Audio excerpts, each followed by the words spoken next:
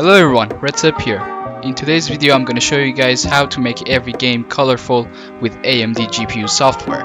But before we go into the video, please, if you're new here, make sure to subscribe for more videos like this.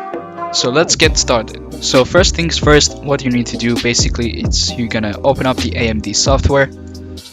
After it's opened up, you're going to come into the home page. When you're in the home page, basically hitting the gaming section. Going into gaming section, as you can see, I also have other games that I play mostly. So what we're gonna do is we're gonna select the global display, which is gonna be for all of the games that I have or play. You're gonna go into global display. Then on this section, what you're gonna do is on this right side panel, what you're gonna need to do is turn on the custom color and also the color temperature control, which is this one. You have to turn these two on. After they're on, basically the first one is going to be temperature. You guys have to set this up to 7500.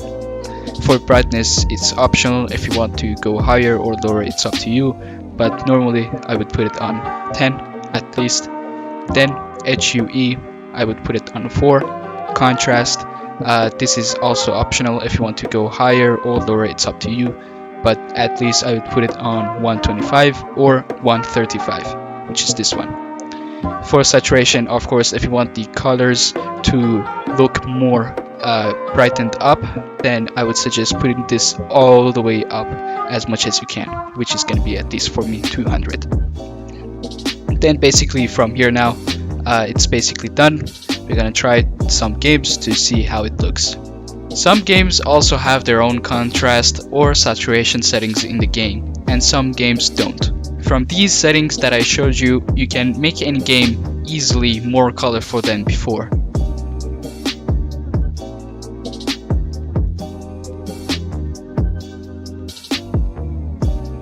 That's for today's video. Don't forget to subscribe for more videos like this, and see you guys in the next video.